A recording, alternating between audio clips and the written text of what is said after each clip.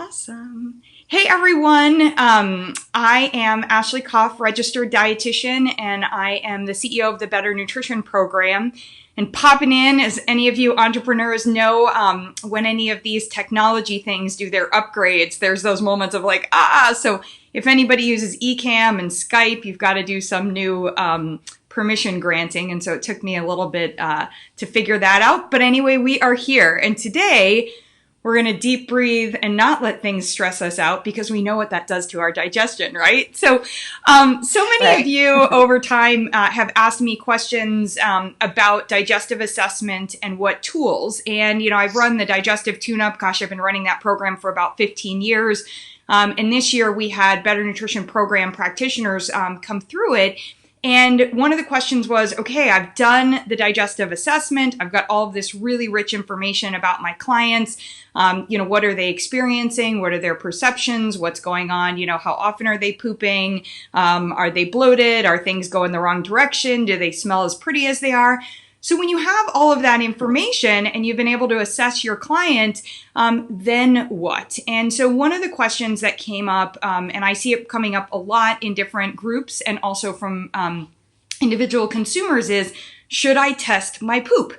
And so what we know is that not all stool tests are created equal. And also there are things that stool tests do and there are things that stool tests don't do. So I wanted to go to colleagues of mine who are, and all of ours, who are experts on this topic. And that is by way of, my way of introducing Alicia Galvin Smith, who is joining me. And as you'll see, I've got her website listed there too. So you can connect directly with her if any of this stuff resonates with you or you want to learn more. And we also have a great blog with her and another expert just going through a bit of this. But I wanted to take it live because, Alicia, I think so many practitioners today are wondering about three different areas. One, should we be stool testing everyone? Like, what is that? Is there a benefit to that? Number two, if we are going to do it, what's the best way to do it within our practices and within our scope of practice? And then number three, what's the best way to talk about it with our clients, especially as we get into things around the cost and those pieces? So I thought I'd start off by saying, first of all, welcome. Thanks for joining us, and thanks for being an expert in this that we could turn to. Thank you so much. I'm really excited to be here, and I apologize ahead of time for my voice. I don't know if it's allergies or cold, but I've had a little something. So if my voice sounds a little weird, that's why. No, you've got the awesome accent, and you also have a little bun in the oven, so you never know what's going on. You might have some other stuff, right? So all good. I do. Yes, 4 more weeks to go before little man makes his arrival. So. Oh, so excited. So Alicia, we go through this in the blog, but I thought I would just, by way of actually have you introduce yourself and sort of what led you to the GI map test. And we'll talk about the selection of that test in a moment. So you can go ahead and start. Sure. So for those of you who don't know me, I am a functionally trained dietitian. I have my own practice. I've been a dietitian for about 10 years. I've been in functional nutrition, functional medicine in that space for probably about the last 6 to 7 years or so. I worked in clinical and I worked in home infusion for a while, and then I just felt like there was something more that I needed to do. And so I went and I got my master's in counseling, and so I have a master's of education in counseling, and I use a lot of that with my practice, seeing people in outpatient settings. And I currently, in addition to having my own practice, I'm also a contracted dietitian with a big functional medicine practice here in Dallas, called the Carpathia Collaborative. And so we see the whole gamut of all kinds of different, from mold toxicity to GI conditions to autoimmune conditions. And so it's really quite the spectrum of what we see. And my specialty and what I've sort of grown to really enjoy is actually GI, whether it be SIBO, Crohn's, ulcerative colitis, celiac, just sort of unknown digestive complaints. And so that's really where I've sort of put my focus on seeing people and working with people. So the learning about the GI map, and actually it was through colleagues that I learned about the GI map and started using it. And it's really been a very helpful tool when assessing clients and when trying to figure out what direction to take them in their nutritional management plan. So, yeah. And so the GI map test, there are other stool tests that are out there. With the GI map test, which is through Diagnostic Solutions, right? Through that, what information? So let's think about it this way. I'm going to go through the phase. So a client comes to you, and what would make you decide to do that test? Like, is it information from an assessment? Is it their specific complaints? Like, sort of, what are some of the indicators that you would say, yeah, this is a client that I should be using this test? Yeah, so there's usually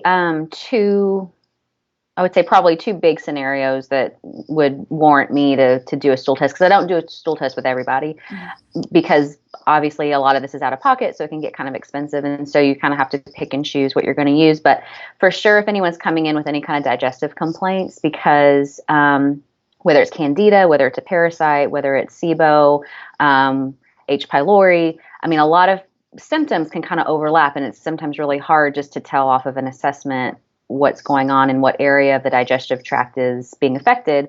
And especially if I suspect that somebody has SIBO, I really want to make sure that we're ruling out any kind of parasites or worms or pathogens that might also need to be dealt with, because it's going to be exponentially more difficult to manage someone who's got SIBO or an H. pylori if they also have a parasite, and that needs to be really dealt with first.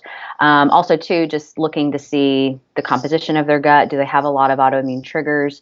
And so if anyone's coming in with any kind of digestive complaint, I'm trying to, if possible, depending on the client, run a stool test as well as maybe a SIBO breath test, and possibly, if able, a H. pylori test if that's appropriate, or if their symptoms warrant that might be something. But definitely looking at both small and large intestine, and assessing that to see if they have anything in there that would need to be dealt with first. The other thing too is, and I use this, and I have found this quite a bit in women, especially who are struggling with any kind of hormonal imbalances or estrogen dominance, or detox problems, is looking at that beta glucuronidase that's run in the GI map test. Because if they have a lot of dysbiosis in their colon and a lot of microbial imbalances there, and if their beta glucuronidase is elevated, then we know that we really have to work with that in order to help with their hormonal balance, and also to be mindful of things like colon cancer and breast and ovarian cancer. And since that can be a marker, when that's elevated, it can lead to those conditions. And so sometimes, and I've had this happen before with a few clients where they didn't really have a whole lot of digestive issues, but they had a lot of hormonal imbalances, and we actually have found elevated levels of beta glucuronidase and have dealt with that. And so it doesn't always have to be someone who's coming in with a lot of diarrhea or tons of digestive complaints. It sometimes can be something related to that. I also I'm going to pause you for 1 second there. And one of the reasons, yes, anyone who has a question, please feel free to. I'm sort of Julie Cruz directing, so I'm happy to see your questions. And if I feel like it's a good time to ask them, I will. Otherwise, we'll definitely get them addressed here. I'm going to pause for 1 second, because as you guys can already tell, Alicia has an incredibly in-depth background, and some of us aspire to that background. And one of the things that just in terms of even understanding what the GI map test looks at, we were just talking about parasites, we were talking about sort of all sorts of different components of the composition of the gut that we can learn about from that stool test. One of the things that I learned with the GI map test that my colleagues have validated as well, both Alicia and Diana, who I interviewed, and then some of the rest of you who I also interviewed, is that the booklet that comes, the guide that comes with the test, is an incredible resource. So if all of this sounds really intimidating right now, and you're like, beta what nase? Like, I don't know what that part. What's really great is that there are, these are like protocol. It's protocol based. It helps you understand that part. It's a great cheat sheet for you in terms of factoring it in. So just recapping, and if you're just joining us, we're talking about stool testing, really the fact that I am a firm believer. In fact, my intake form is the digestive evaluation. So I think it's incredibly important that we assess digestion from the get-go. But what we don't want to do is just stop there. What we want to start to do is understand more of the root cause of what's going on. And I'm so glad you brought up the hormonal piece, because I think that one of the areas of opportunities for practitioners today is to actually sync up digestion and hormonal issues, especially hormonal complaints and challenges for the patient, and share that information. So I just wanted to pause there because I'm getting a couple of questions around, what's in that piece. And so just going back, what we were talking about is this idea of being able to learn about what you were saying. You're not testing every patient. You will test these clients. Question for you. This has come up for me more recently, and I've noticed in some of the groups around food allergy testing. So my preference is actually to do the digestive assessment and the stool test, and even start to work on some of this stuff before I do food allergy, or what I would call food sensitivity testing. I'm curious how you've sort of what path you take clients on in that space as well. Yeah, and so I am a certified LEAP therapist, and so I am trained in the MRT food sensitivity testing protocol, and that was actually, that's kind of what I built my whole practice on, because when I first started, that was really the only test I had and was familiar with, and when I first started my private practice, and that's pretty much exclusively what I used, and great benefits, and so I definitely believe in the test. I kind of use it a little bit differently now, with more training and just sort of in what I was seeing clinically. And so now I use that more as a sort of coming back in and helping to sweep up anything that's left over. So say, for example, someone has been struggling with a parasite or with SIBO. Generally, I'm working on the gut first, trying to get that eliminated, trying to get that rebalanced. And then depending on the person, and if they're still having some residual symptoms, or if they're having any other further complaints, because these digestive issues can lead to leaky gut, and they can lead to those food sensitivities. And so sometimes you have to go back in and do some food sensitivity testing after the fact to help with further reducing that inflammation, further to help with the repair of that intestinal lining. And so now I usually am using that a little bit later in my protocols, if I use it at all. And that has been helpful for people to use as sort of a, just a way to fine tune the diet and help them figure out any further, maybe actual food sensitivities that are the trigger of their problems versus maybe something that was resolved and working on something going on in the gut. So that's how I use it now. Yeah, so I think we're in the same zone there. So just as we know, like take a probiotic or drink kombucha and call me in the morning is like not the protocol for digestive health. I think there's also, there are people that are thinking, like to your point, you said I don't run a stool test on everyone, but also you had some really great flags on when a stool test is not either going to be the end all be all, or when you actually wouldn't use it and you would use something else. So take me through those thoughts. When I wouldn't use it? When you would not, yeah. Or when you might use something, need to use something to validate, when you use it in conjunction with other stuff. Two different scenarios. Yeah. Yeah, so honestly, it really kind of depends on the person and what they're able to, not only financially, but also just psychologically, because sometimes depending on where the person and your client is in their journey and in their knowledge of what is functional medicine, sometimes that can be a little intimidating with, okay, I'm going to do a stool test, a breath test, a full blood panel, adrenal test. Sometimes if you're throwing 5 or 6 tests at them, that can be a little overwhelming, even though you might like to. So a lot of my testing is driven more by clients and what maybe their capacity would be. Because some people come in and say, oh, I want to have everything tested, test me on everything. And some people, we have to be a little bit more mindful. So I'm not doing testing pretty much if they're not having a bunch of digestive issues or a lot of hormonal problems, or sometimes because with the whole gluten component, because the GI map has a gluten marker on there to check.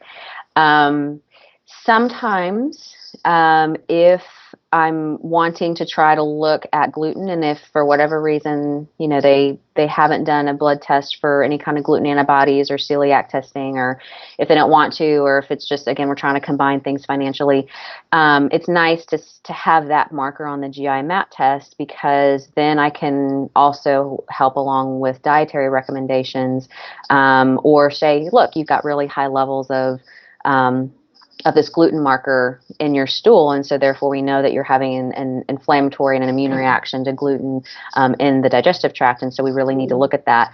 And that is helpful to cross-reference. So if they do have a gluten panel test, and I have two different tests that are telling me the same thing, that can be very convincing sometimes for a client, which sometimes we need to have some testing to show people, to help them with making those behavioral changes and understanding why they're needing to make those behavioral changes.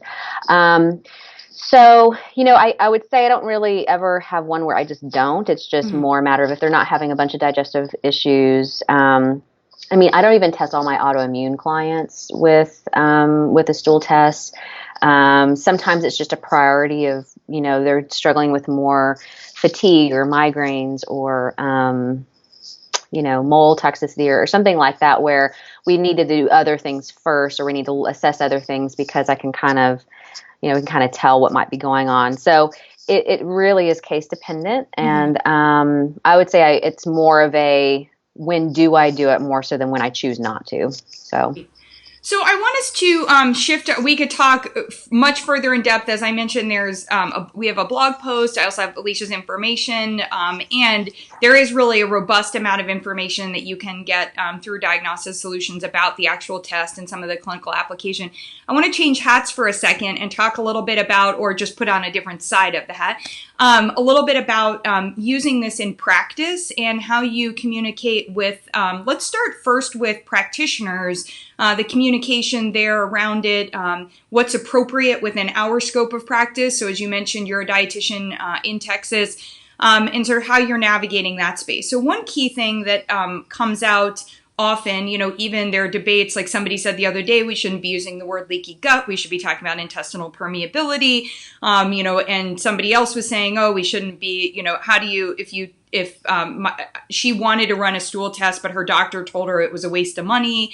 So how do you have these conversations, and noting that you happen to be in the total sweet spot of having this great functional medicine practice that you're a part of. But just curious, if you have any thoughts for those of us that aren't in that space as well. Yeah. Yeah, sure.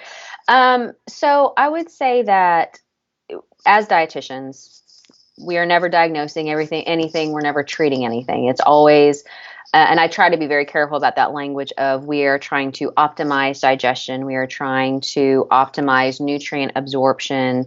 I'm looking for things like fat malabsorption, low enzyme production that could compromise their nutritional status. And so as long as you can bring your conversations back to supporting the digestive tract, supporting the nutritional needs of the client, because obviously if someone's malabsorbing their fat, or if they have high gluten in their stool, or if they've got a lot of, whether it be a parasite or a worm or something that's going on in there that's causing a lot of inflammation, that is then going to lead to lower levels of enzyme production and compromised fat absorption and high levels of inflammation, that's going to affect their nutritional status. So as long as you're bringing it back to how you're trying to optimize, or how you're trying to really intensely nourish and try to heal and work with this digestive function of the client, and bringing that back to the nutritional aspect, then you're working within your scope.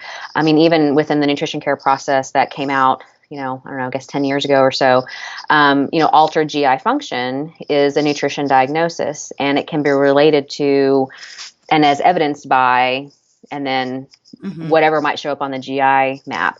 So you can actually put it into a nutrition diagnosis that fits within the nutrition care process, which we as dietitians are absolutely able to do. So, yeah, that's awesome. And anything where you have interacting with your practitioner, with the other doctors, like, is it something that they will, you suggest to them so let's say that a practitioner is referring a patient to you. And are they referring them to say, hey, I want this patient to consider the GI map test, or have you gone in and explained to the practitioners that one of the services that you offer is the GI map test? A little bit of both, actually. So I have some people who refer and they say, I don't know what's happening, figure it out, like just do whatever you want to do. And then I have some who have gone ahead and ordered testing, or they've already made that recommendation. And then they say, okay, now follow up with Alicia to go over all this with you.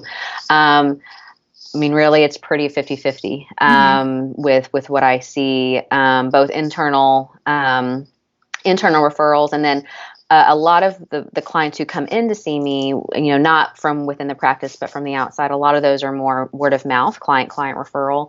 And so a lot of them are just, I don't know, I saw Alicia, she helped me, and go see her and let her figure you out kind of thing. So it's a lot of me making that recommendation. And even too, I have sometimes I have from the docs who refer to me here at the clinic. Sometimes it's just a matter of, oh, well, this hasn't been done. This hasn't been looked at with you. You're having some malabsorption symptoms, or you're having some digestive issues, and we might want to run this and see what it is and what comes out of it. So, it's kind of all over the map with that. Being in a multidisciplinary clinic is helpful because we do have that communication with each other. Yeah.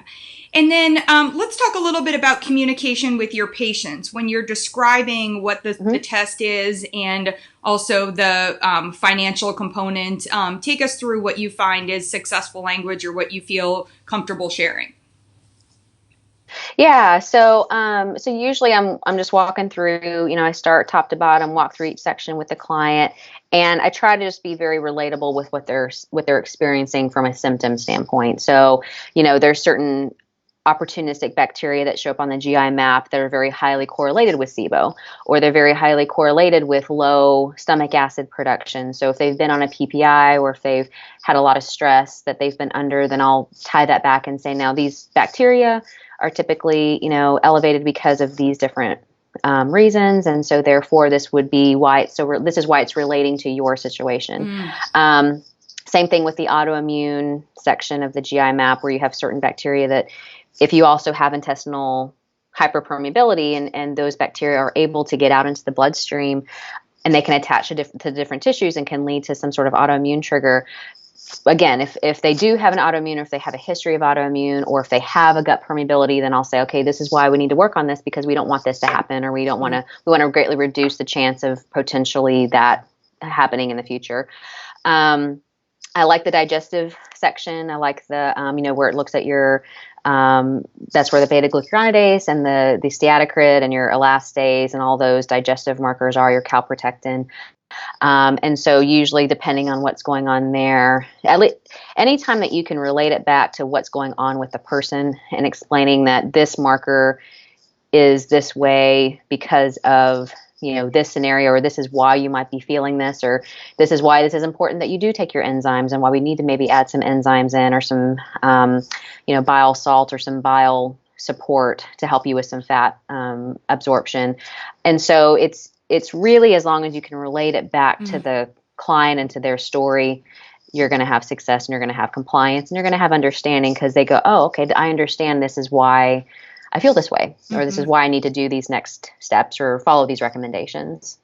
And how about in the initial introducing it before, when you're saying like, hey, I want to actually have you do this test? Is it, is something you just script out? Is it something you talk to them about? Take me through that part.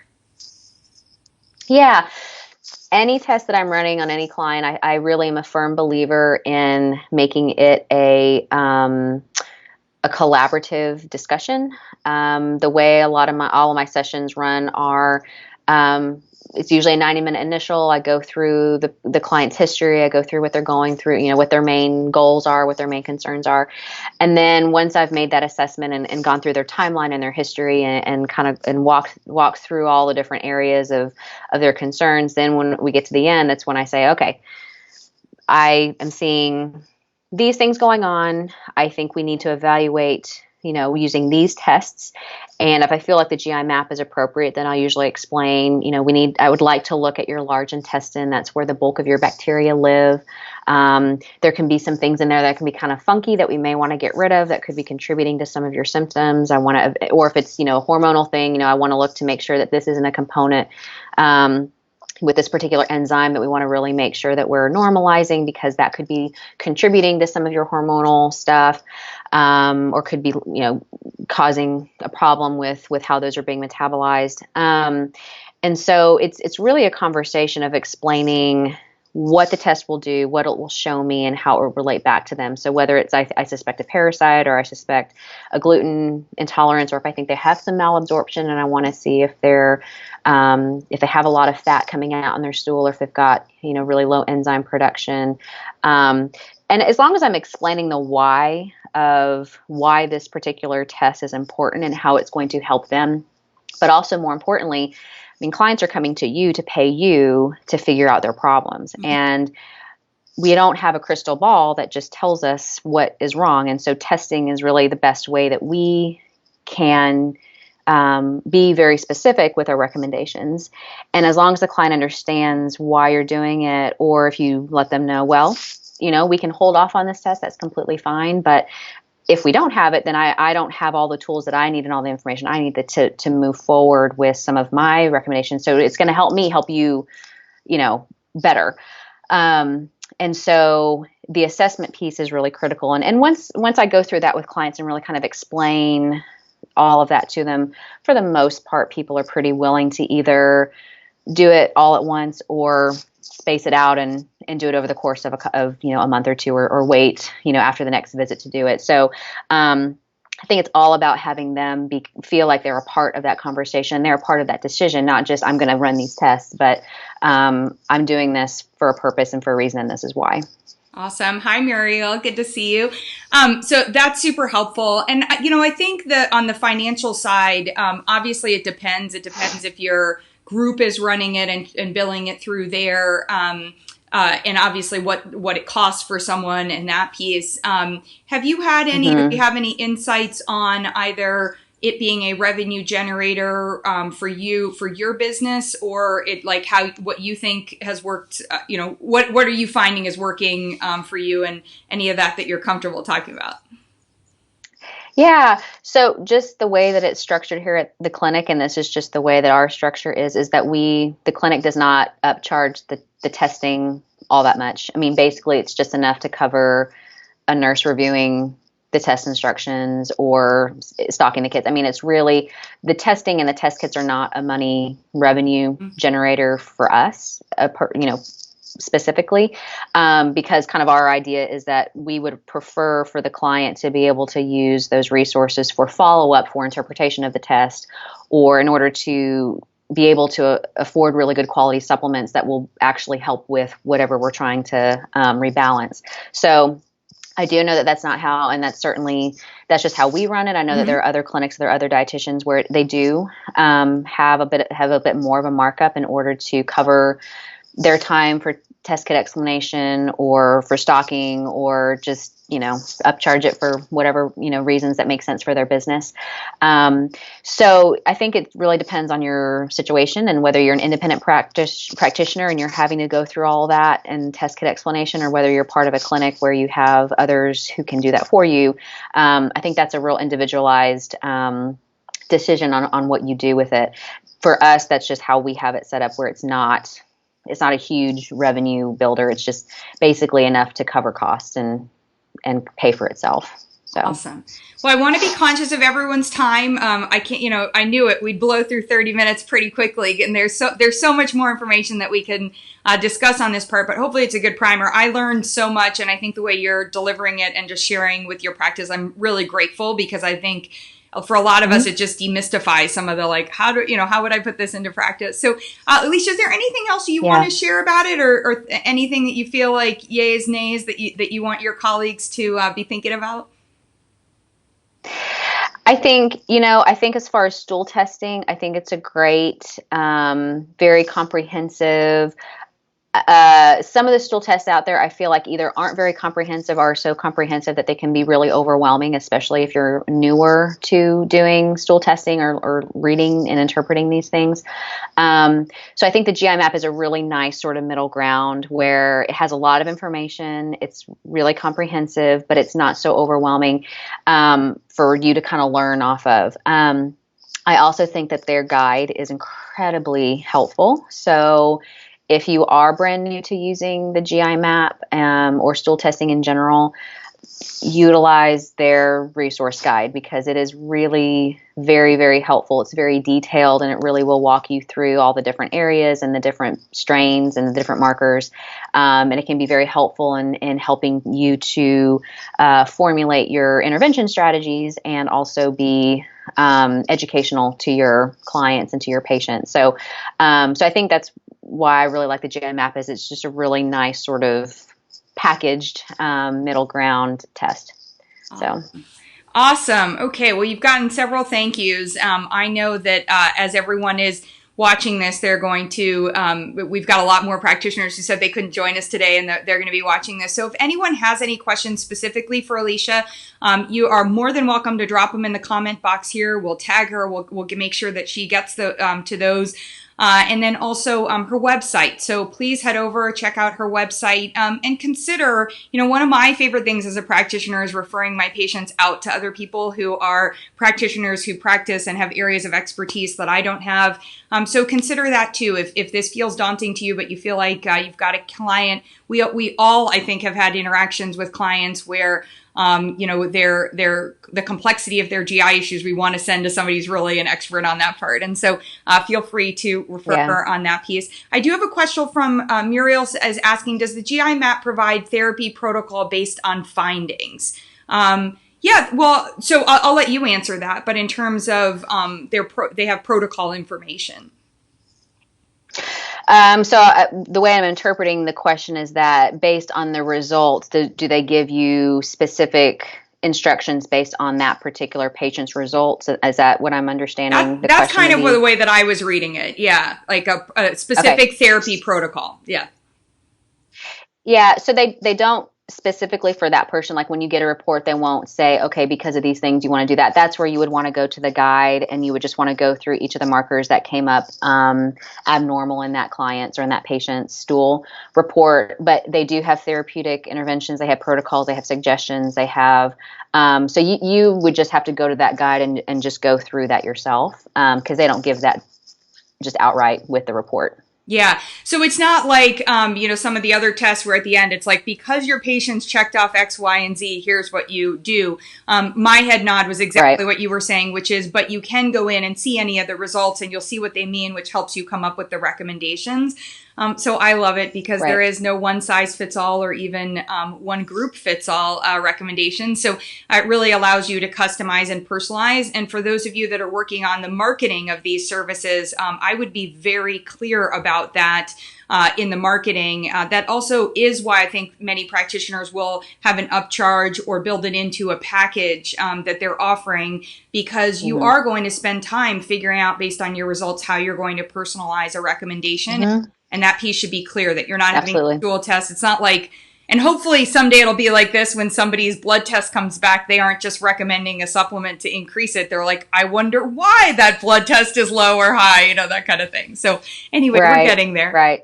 Okay, everyone. Yeah. Well, Happy New Year. Alicia, thank you so much. So excited for your new year. We really appreciate it. And I'll just flag to everyone, some of the specific terms and conversation pieces that we talked about today. If you prefer to see things in a written form, head over to the Better Nutrition Program. We have a very recent blog featuring Alicia's comments and some support information on that part. And also, again, head over to her website to connect with her. Thank you for being here, and we'll see you next Tuesday for another office hours. All right. Have a good one, everybody. All right. Thank you. Bye-bye.